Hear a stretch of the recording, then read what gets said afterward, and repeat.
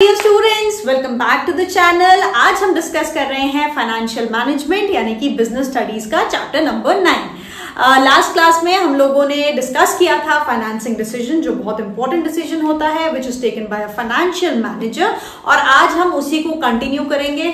अब मैम इस लेक्चर में इतना टाइम क्यों लग रहा है, क्योंकि बेटा इसमें इतनी सारी टर्म्स हैं। अब बहुत सारी ऐसी टर्म्स होंगी जो मैं क्लास में यूज कर रही हूँ लेकिन आपकी बुक्स में गिवन नहीं है, right? But those terms are very important, right? They are important to understand the entire concept of this subject, of this particular chapter. So stay with me, watch the entire videos because this is going to help you in long run. Believe me, चाहे आप बाद में जाके ये वाला subject opt करें ना करें, लेकिन बाद में जाके जब आपको इन्वेस्टमेंट करनी होगी स्टॉक मार्केट्स में, आपको जब पैसे कमाएंगे आपको इन्वेस्टमेंट करनी होगी, these things are going to help you a lot in long term. So don't skip these videos. It is not just important today, it is going to stay relevant throughout your life, right? So let's get started. Okay, so we were talking about capital structure, जहां पे मैंने आपको बताया था कि company के पास majorly दो sources होते हैं, एक बोरोड कैपिटल और एक इक्विटी कैपिटल, राइट? अब हम आ जाते हैं एक इंपॉर्टेंट पॉइंट पर जिसे हम बोलते हैं लीवरेज का कंसेप्ट, राइट?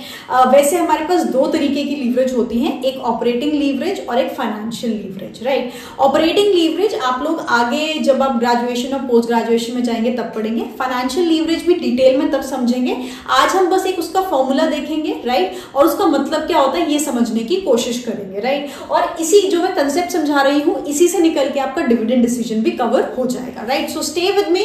अगर आपको लगता है आपको ये टॉपिक आता है तो वीडियो को स्पीड इंक्रीज करके देख लीजिए। अब तो 2 टाइम्स इंक्रीज कर सकते हैं, 3 टाइम्स इंक्रीज कर सकते हैं, right? But don't skip the video. Okay, तो मैंने आपको बताया था कि एक फाइनेंशियल मैनेजर को ये डिसाइड करना होता है कि भाई डेट से कितना पैसा रेज करना है और इक्विटी से कितना करना है, राइट? अब इसमें एक मेजर कंस्ट्रेंट क्या होता है, मैंने आपको बहुत सारी चीजें बताई थी कि भाई ये कौन कौन से रीजंस हो सकते हैं, कौन कौन से फैक्टर्स हो सकते हैं जो डिटरमाइन करते हैं कि भाई डेट से पैसा रेज करना है या इक्विटी से। एक बहुत बड़ा कारण ये होता है कि डेट जो होता है बेटे वो टैक्स सेविंग इंस्ट्रूमेंट होता है, और दूसरा मेजर कारण होता है कि कंपनी की फाइनेंशियल लीवरेज कितनी है उस पर डिपेंडेंट होता है कि कंपनी को ज्यादा पैसा डेट से रेज करना चाहिए या इक्विटी से रेज करना चाहिए।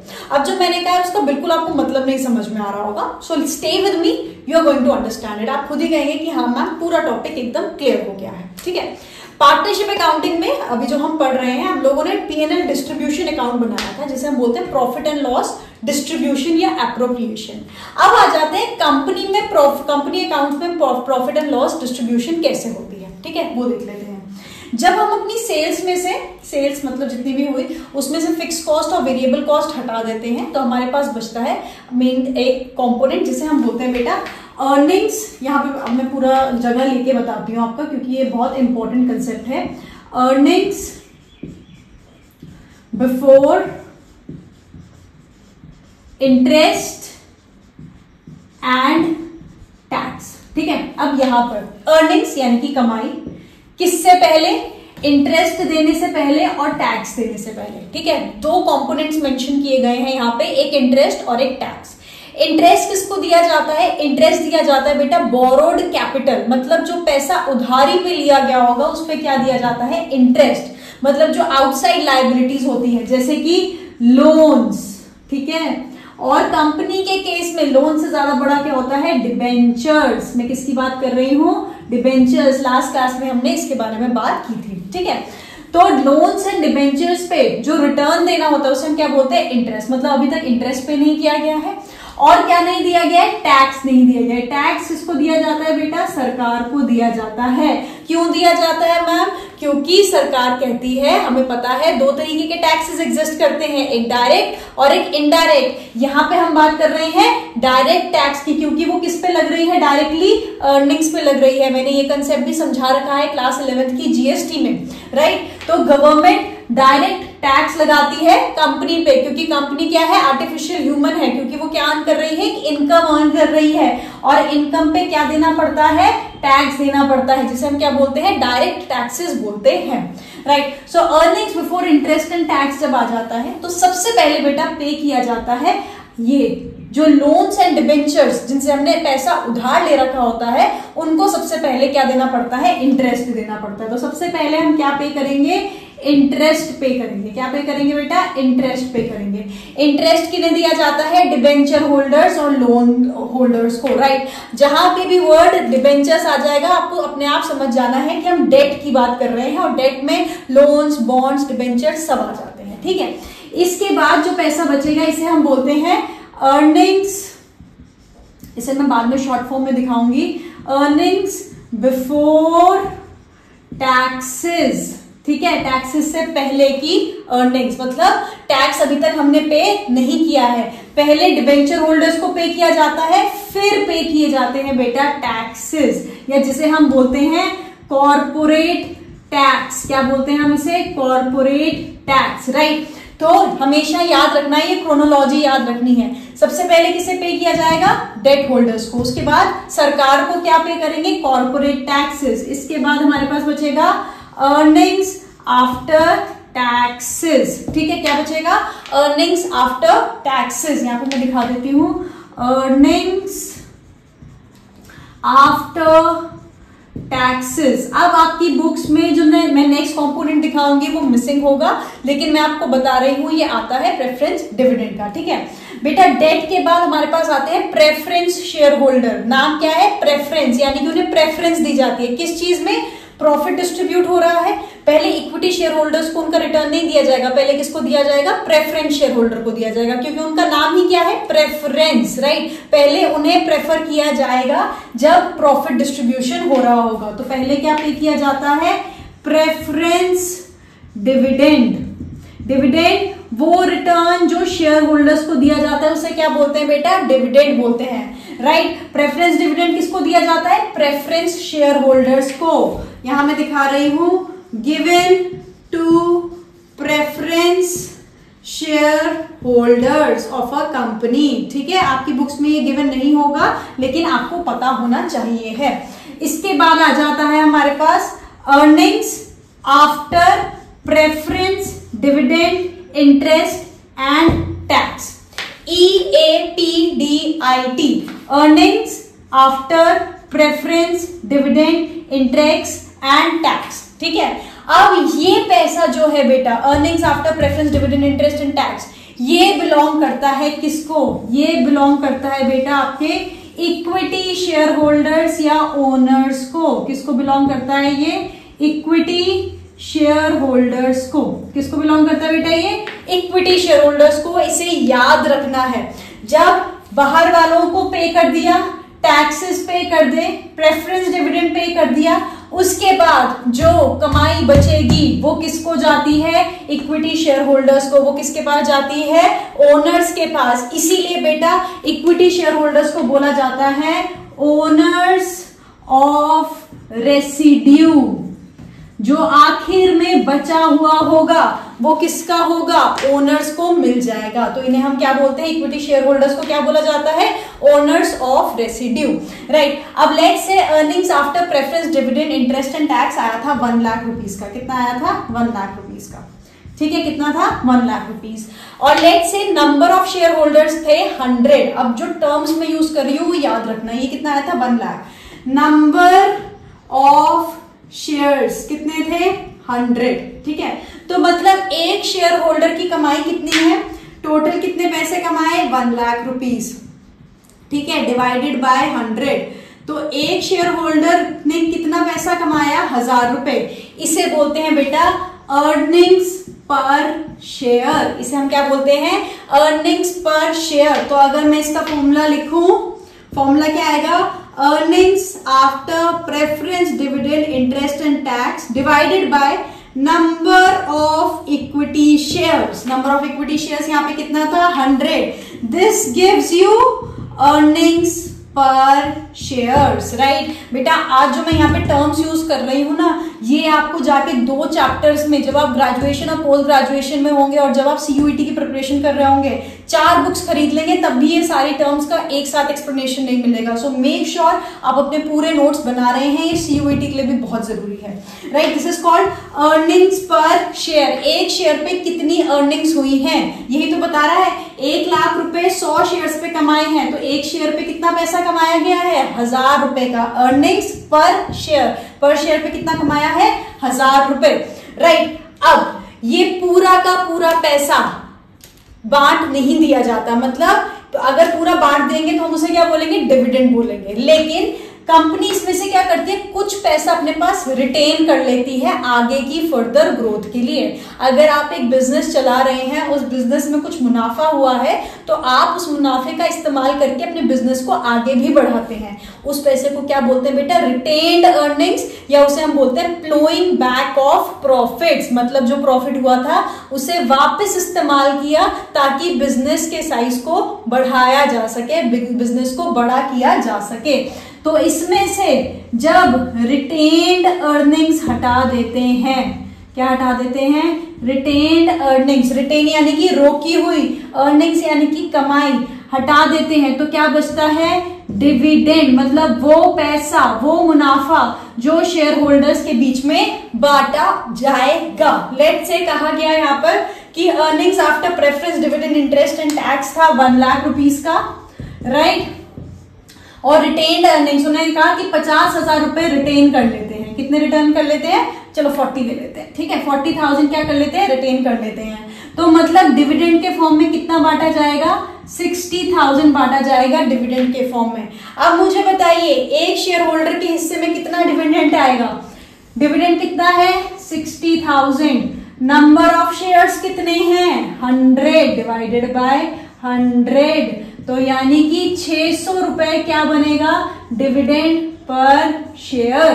क्या होगा, डिविडेंड पर शेयर। तो डिविडेंड पर शेयर का फॉर्मूला क्या हुआ, डिविडेंड जो कि डिस्ट्रीब्यूट किया जाएगा divided by number of shares, ये क्या आ जाता है, डीपीएस यानी कि डिविडेंड पर शेयर। तो इसे जब हम डिवाइड कर देंगे तो हमारे पास क्या आ जाएगा, डिविडेंड पर शेयर। अगर रिटेन्ड अर्निंग्स नहीं होंगी तो earnings per share will be equals to dividend per share, क्योंकि कुछ रिटेन ही नहीं किया गया है। मतलब पूरे 1 लाख रुपए 100 लोगों के बीच में बांट दिए जाएंगे तो पूरा डिविडेंड कितना हो जाएगा, 1000 रुपए हो जाएगा, राइट। तो डिविडेंड पर शेयर या तो बराबर होगा अर्निंग पर शेयर से या कम होगा, कभी भी उससे ज्यादा नहीं हो सकता है, क्योंकि अर्निंग से ज्यादा तो डिविडेंड डिस्ट्रीब्यूट नहीं होगा, right. Now come back to the board.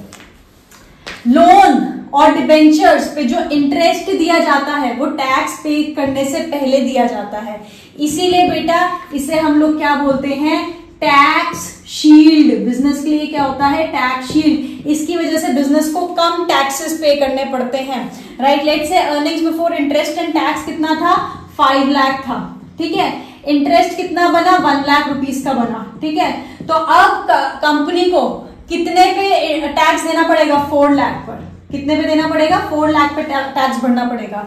अगर ये ना होता तो कितने पे देना पड़ता, 5 लाख पे देना पड़ता, राइट। सो रिमेंबर डिबेंचर्स को हम लोग क्या बोलते हैं, टैक्स शील्ड बोलते हैं। क्यों बोलते हैं, क्योंकि इंटरेस्ट पे किया जाता है बिफोर पेइंग टैक्सेस। इसकी वजह से कंपनी टैक्सेस में बचत कर सकती है, ठीक है। जो शेयर होल्डर्स होते हैं उन्हें क्या बोलते हैं, ओनर्स ऑफ रेसिड्यू, क्योंकि बाकी सब चीजों के बाद जो लास्ट में पैसा बच जाता है वो किसका होता है, इक्विटी शेयर होल्डर्स का होता है। आई होप आपको एक एक टर्म जो मैंने समझाई है वो समझ में आ गई होगी। इसका स्क्रीनशॉट लीजिए, एक एक वर्ड समझिए और जो भी प्रॉब्लम्स है मुझे कमेंट सेक्शन में बताइए, because this is pure gold, let me tell you that. मैं बता रही हूं 5 बुक्स खरीद लेंगे, 6 बुक्स खरीद लेंगे, फिर भी ये सारी टर्म्स एक ही हेडिंग के अंदर नहीं मिलने वाली है। So this is the most important thing in your financial management. Take a screenshot, write down all your queries and send them to me on the comment section, right? So let's proceed with it. अब फटाफट से leverage का concept देख लेते हैं और देख लेते हैं डेट और इक्विटी के रेशियो से क्या इंपैक्ट आता है एक बिजनेस पर, ठीक है। सो लेट्स से एक बिजनेस था, उसे कुछ कैपिटल की रिक्वायरमेंट थी। Let's say they needed a capital of ₹50 lakh, ठीक है, ओके। अब यहाँ पे 3 कॉम्बिनेशन थे। एक कंपनी थी जिसने ऑल इक्विटी से रेस किया था पैसा, यानी कि डेट यूज ही नहीं किया, ठीक है। एक कंपनी थी जिसने क्या किया था, 10 लाख का डेट लिया था, ठीक है, और 40 लाख की इक्विटी रखी थी। और तीसरी कंपनी थी जिसने 20 लाख का क्या किया था, डेट लिया था और बाकी क्या ली थी, इक्विटी ली थी। तो इस कंपनी में डेट है 10 लाख का, इसमें 20 लाख का और इसमें ऑल इक्विटी है, ठीक है। तीनों कंपनीज को अब एक ही सिनेरियो ले रहे हैं हम लोग। लेट्स से EBIT जो था वो था 9 लाख रुपीज का, ठीक है। तो मैं यहाँ पे दिखा रही हूँ 9 lakh rupees, this is 9 lakh rupees, ठीक है। यहाँ पे भी EBIT है 9 लाख रुपीज का, ठीक है, और यहाँ पे भी EBIT है 9 लाख रुपीज का, ठीक है। अब लेट्स से जो ये आपका क्या कहते हैं डेट था, इस पे रेट ऑफ इंटरेस्ट जो था वो था 10% पर एनम। कितने का था? 10% पर एनम। यहाँ पर भी था 10% पर एनम। चलिए ठीक है। और जो कॉर्पोरेट टैक्स था, मैं यहाँ पर लिख रही हूँ, कॉर्पोरेट टैक्स रेट था 30% पर एनम पे, ठीक है। कॉर्पोरेट टैक्स रेट था 30% पर एनम। अब हमें कैलकुलेट करनी है अर्निंग्स पर शेयर, और जो भी हम कैलकुलेट कर सकते हैं। तो ये है हमारे पास EBIT। अब सबसे पहले माइनस होता है इंटरेस्ट, तो पहले इंटरेस्ट ऑब्लिगेशन देख लेते हैं। ऑल इक्विटी वाले में कितना होगा? 0। ओके, अब देख लेते हैं 10 लाख पे 10% हमें निकालना है, राइट। तो ये आ जाएगा हमारे पास 1 lakh rupees, simple as that, right. 20 lakh पे 10% कितना आ जाएगा? 2 लाख रुपीज। चलिए अब देख लेते हैं भाई, इंटरेस्ट पे करने के बाद कितना कितना मुनाफा बचा है। यहां पर आ जाएगा 7 लाख रुपीज, यहां पर आ जाएगा 8 लाख रुपीज, और यहां पर आ जाएगा 9 लाख रुपीज। चलिए ओके, नाउ यहां पर अगर मैं देखूं तो आपको क्या लगेगा कि यहां पर जो हमारे आपके शेयर होल्डर्स हैं उसके लिए सबसे ज्यादा प्रॉफिट बचा है, और वहां पे हमारे शेयर होल्डर्स के लिए सबसे कम पूरा प्रॉफिट बचा है, राइट। यहां तक अगर मैं आपको कंक्लूड करने को कहूं, आपको यही समझ में आएगा। चलिए अब आ जाते हैं टैक्सेस पर। 30% टैक्स रेट है, ठीक है। तो 30%, 9 into 30 will be 2,70,000, right. 8 into 30 will be 2,40,000, and 7 into 3 will be 2,10,000, ठीक है भाई। ये आ गए हमारे क्या? टैक्सेस, ठीक है। ये है इंटरेस्ट, मैं यहाँ पे दिखा रही हूँ INT, इंटरेस्ट है ये, ठीक है। और ये क्या है? टैक्सेस है, ठीक है। ये आ गए टैक्सेस। चलिए अब फटाफट से माइनस कर देते हैं और देख लेते हैं भाई कितना कितना प्रॉफिट बचा है। तो सबसे पहले 900 में से माइनस कर देते हैं 270, ठीक है। तो ये आ गया हमारे पास 6,30,000 का प्रॉफिट, ठीक है। यहाँ पर हमारे पास कितना बचेगा? 800 में से हटा दो 240, हमारे पास बचा 5,60,000 का प्रॉफिट, ठीक है भाई। और यहाँ पर आ गया हमारा 90, 700 में से माइनस कर दो 210, तो हमारे पास आ गया 4,90,000 का प्रॉफिट, ठीक है। तो 6,30,000, 5,60,000 एंड 4,90,000। अब कहीं पे भी प्रेफरेंस शेयर्स का नाम है, नहीं है। अब हमें सिर्फ क्या कैलकुलेट करना है कि भाई हमारे पास कितना, हमारे अर्निंग्स पर शेयर कितना है, और हमारे इक्विटी शेयर होल्डर्स को कितना रिटर्न मिला है। अब यहाँ पे आप देखेंगे मैक्सिमम प्रॉफिट आपको कहाँ नजर आ रहा है? यहाँ पर आ रहा है। और मिनिमम कहाँ नजर आ रहा है? यहाँ पर नजर आ रहा है। But this is not the true indicator, क्योंकि अभी तक हमें नहीं पता है कि नंबर ऑफ शेयर होल्डर्स कितने हैं। लेट मी एक्सप्लेन, ठीक है। लेट्स से जो एक शेयर था वो था लेट्स से 100 रुपीज का, ठीक है। एक शेयर कितने का था? 100 रुपीज का। तो इस केस में हमारे शेयर होल्डर्स कितने होंगे? इसमें कितने होंगे? या 1000 ले लेते हैं थोड़ा इजी करने के लिए। और इक्विटी फर्म जो होगी वहां पे 50 लाख अगर 1000 शेयर से रेज हुए थे, तो नंबर ऑफ शेयर होल्डर्स कितने हो जाएंगे? 5000। मैंने कैसे कैलकुलेट किया? 50 lakh divided by 1000, right. So this gives me 5000 share holders. इस केस में 40 लाख की कैपिटल डिवाइडेड बाय 1000, तो कितने शेयर होल्डर्स आ जाएंगे? 4000 शेयर होल्डर्स आ जाएंगे। यहाँ पे 20 लाख का डेप्थ था, तो 30 लाख हमने किससे रेज के होंगे? इक्विटी से रेज के होंगे। तो नंबर ऑफ शेयर होल्डर्स कितना आ जाएगा? 3000। तो इसकी अर्निंग पर शेयर निकालने के लिए हम क्या करेंगे? 6,30,000 डिवाइडेड बाय 5000, इसे करेंगे 5,60,000 डिवाइडेड बाय 4000, और इसे करेंगे 4,90,000 डिवाइडेड बाय 3000। चलिए फटाफट से कैलकुलेशन करके देख लेते हैं भाई क्या वैल्यू आ रही है। 6,30,000 divided by 5000, this gives us ₹126। चलिए अब इस पे आ जाते हैं। This is 5,60,000 divided by 4000, this gives us ₹140। Okay, अब आ जाते हैं लास्ट वाले पर। ये है 4,90,000 डिवाइडेड बाय 3000, यहां पर आ गया हमारा 163.3। अर्निंग पर शेयर मुझे बताइए कितनी है। यहाँ पे एक शेयर पे कितना पैसा कमाया? 126। यहाँ पे कितना कमाया? 140। यहाँ पे कितना कमाया? 163। मुझे बताइए शेयर होल्डर वेल्थ मैक्सिमाइजेशन कहां पर हो रहा है? इस केस में हो रहा है, क्योंकि यहाँ पर हमने ओनरशिप डाइल्यूट नहीं की। यहाँ पे प्रॉफिट यहाँ तक कम बचा, लेकिन सिर्फ कितने लोगों में डिस्ट्रीब्यूट करना था? 3000 में। यहाँ पर प्रॉफिट बेशक 6,30,000 आया, लेकिन बांटना कितने लोगों में था? 5,000 में था। तो आपने देखा कि कंपनी सी ने, ये कंपनी ले लो, ये है कंपनी ए, कंपनी बी, कंपनी सी, तीनों की कैपिटल सेम थी। कितनी थी? 50 लाख, 50 लाख, 50 लाख। तीनों का प्रॉफिट सेम था, 9 लाख, 9 लाख, 9 लाख। तीनों का टैक्स रेट सेम था, 30%, 30%, 30%। लेकिन कंपनी सी ने शेयर होल्डर वेल्थ मैक्सिमाइज की, वो अपने शेयर होल्डर्स तक मैक्सिमम प्रॉफिट लेकर आया by making use of debt. उसने क्या किया? डेट को इस्तेमाल किया अपने शेयर होल्डर्स का रिटर्न बढ़ाने के लिए। वेयरएज यहां पर कंपनी ए ने डेट का इस्तेमाल नहीं किया, तो वो अपनी ओनरशिप को डाइल्यूट कर बैठा और शेयर होल्डर्स तक मैक्सिमम बेनिफिट नहीं पहुंचा पाया।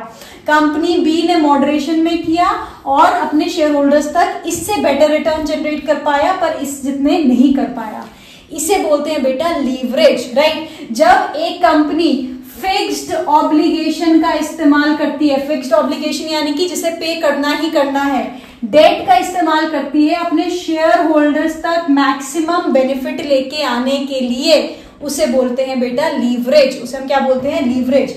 मतलब कंपनी अर्न कर रही है 15% वो रिटर्न जनरेट कर रही है कंपनी, और डेट रेस किया है उसने 10% पर। तो ऑब्वियस सी बात है, अगर वो डेट के थ्रू ज्यादा पैसा रेस करेगी तो बेनिफिशियल रहेगा ना, क्योंकि वो तो 15% कमा रही है और बाहर वाले को सिर्फ कितना देना है? 10%। तो सीधा सीधा 5% वो बचा लेगा, राइट। 5% का जो इसमें, अब फॉर एग्जाम्पल कंपनी ने, मैं कह रही हूं 100 रुपए लिए, ठीक है, क्या लिए? 100 रुपए लिए। किसके थ्रू लिए? डेट के थ्रू लिए। कितने परसेंट पे लिए? 10% पे लिए। मतलब उसे कितना देना है? 10। वो इस 100 पे कमा कितना रहा है? 15। पे कितना करना पड़ रहा है? 10। तो वो सीधा सीधा कितना कमा ले रहा है? 5 रुपए कमा ले रहा है।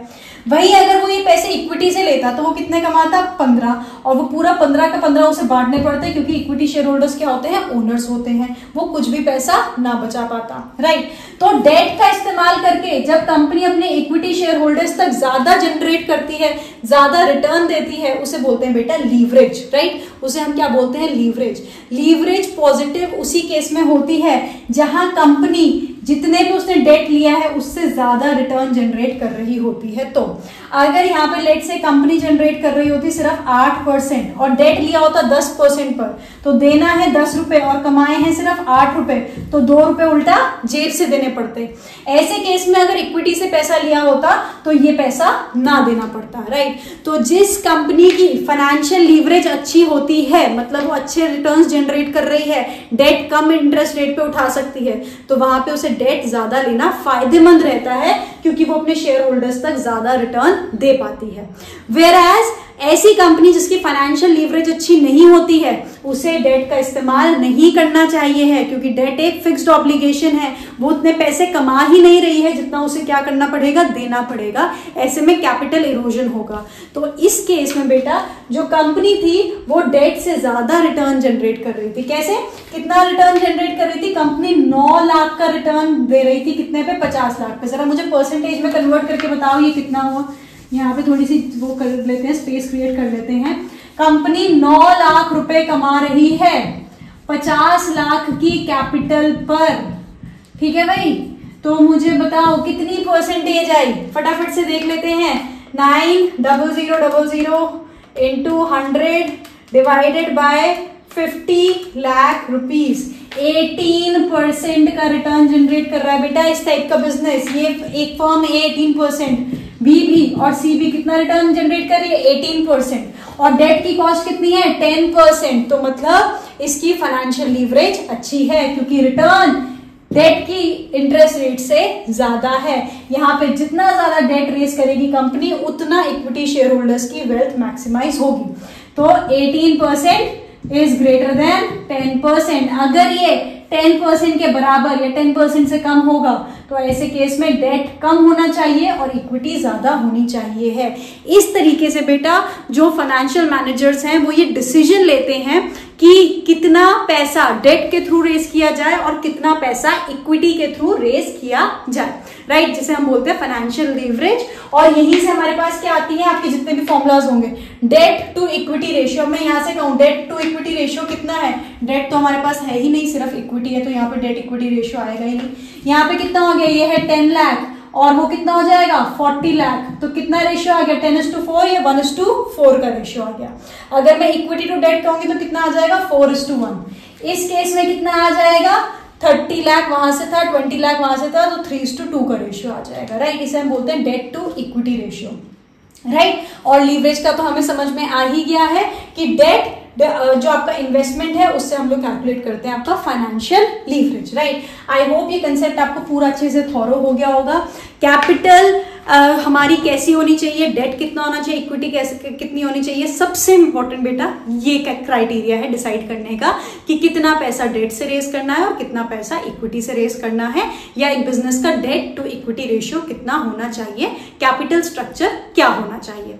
अब आ जाते हैं डिविडेंड डिसीजन पर। अभी आपको एक टेबल बताया था जहां पे था हमारे पास earnings before interest and tax, इसमें से हम लोग हटा देते हैं इंटरेस्ट, फिर हमारे पास बस माइनस कर देते हैं टैक्सेस, तो हमारे पास उसके बाद माइनस कर देते हैं प्रेफरेंस डिविडेंड, तो हमारे पास आ जाता है earnings after preference dividend interest and tax. इसे जब नंबर ऑफ शेयर से डिवाइड कर देते हैं तो हमारे पास आ जाता है अर्निंग पर शेयर, लेकिन इसमें से हम क्या करते हैं कुछ रिटेन्ड अर्निंग्स रख लेते हैं, राइट। और उसके बाद क्या बचता है, डिविडेंड बचता है।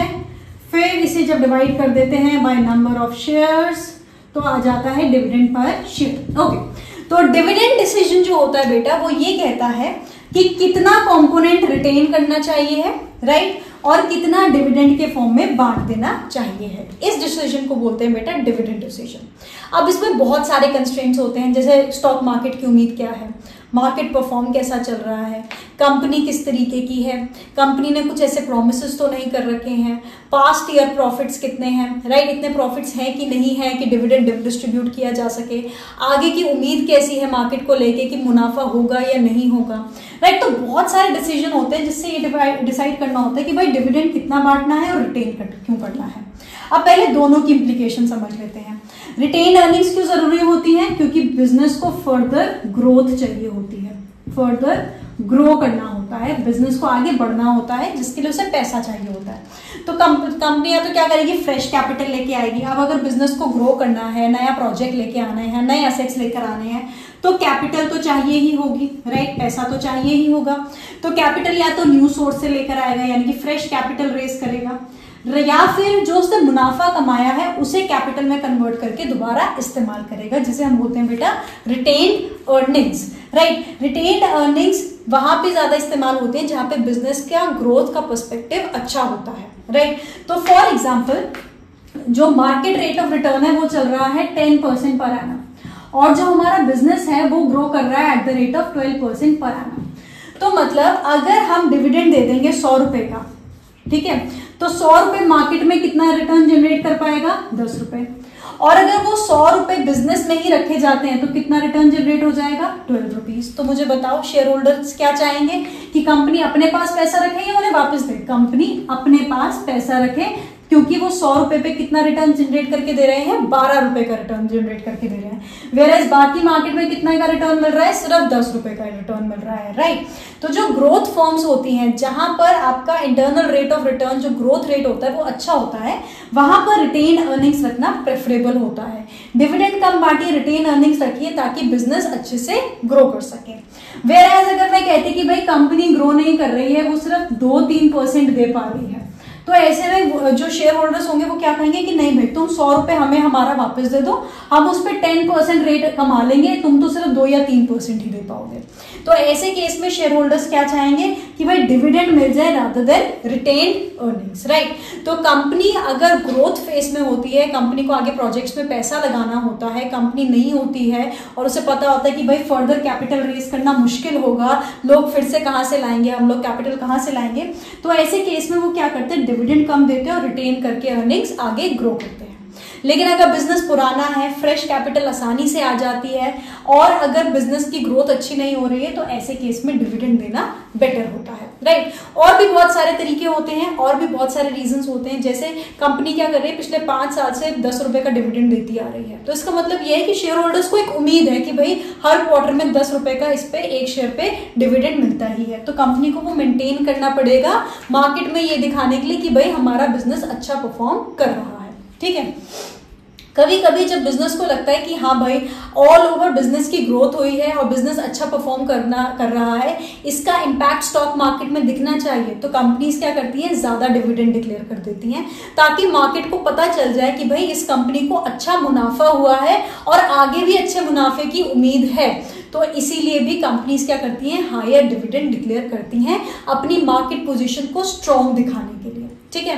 कभी कभी कुछ ऑब्लिगेशंस होती हैं, कुछ ऐसे जैसे कुछ उन्होंने कहीं से लोन लिया या कहीं से उस पर डेट ले रखा है और उसने ऑब्लिगेशन दे रखी है कि भाई इतना रिटर्न देना ही देना है और कंपनी के पास इतना मुनाफा बच ही नहीं रहा है या कैश फ्लोज अच्छे नहीं हो रहे हैं, तो ऐसे केस में कंपनी क्या कहती है कि भाई अभी रुक जाते हैं, अभी डिविडेंड डिस्ट्रीब्यूट नहीं करते हैं क्योंकि कैश इनफ्लोज हो ही नहीं रहे हैं या इंटरेस्ट पेमेंट करना है या आगे आने वाले टाइम में एक बड़ा असेट खरीदना है। तो बहुत सारे रीजंस होते हैं जो डिटरमाइन करवाने में हेल्प करते हैं कि डिविडेंड डिसीजन किस तरीके से लिया जाएगा। वो क्या है, पूरा का पूरा थ्योरेटिकल है ना। ये क्लास बहुत लंबी एक्सटेंड हो गई है तो इसे हम नेक्स्ट क्लास में थोड़ा सा कंटिन्यू करेंगे। सिर्फ थ्योरेटिकल पोर्शन बचा है और एक कंपोनेंट बचा है, वो है फाइनेंशियल प्लानिंग। फाइनेंशियल मैनेजमेंट एक बड़ा व्यू है, फाइनेंशियल प्लानिंग एक बहुत छोटा व्यू है, उसे हम समझेंगे और उसके बाद ये चैप्टर खत्म। वैसे मैं आपको बताऊं आज ही टेक्निकली ये चैप्टर खत्म हो चुका है, इसके अलावा जो भी छोटी मोटी चीजें वो इतनी इंपॉर्टेंट नहीं है, उसमें जो टर्म्स वगैरह इस्तेमाल हुई है वो हम ऑलरेडी पढ़ चुके हैं, राइट। तो हमने ये चैप्टर बड़े अच्छे से पढ़ा है, मैंने बहुत अच्छे से मैंने ट्राई किया है कि मैं बहुत अच्छे से पढ़ाऊं। अगर आपको कुछ प्रॉब्लम है, अगर आपको लगता है कि किसी तरीके से क्लास बेटर हो सकती है, प्लीज मुझे कमेंट सेक्शन में बताइए। I really love reading your comments, मुझे मोटिवेशन मिलती है कमेंट्स पढ़ के कि मैं आपने अच्छे लेक्चर बनाया या अच्छा नहीं बनाया, right. So please please please show some engagement. पसंद आए वीडियो तो शेयर कर दीजिए, लाइक कर दीजिए। Thank you so much, until next time.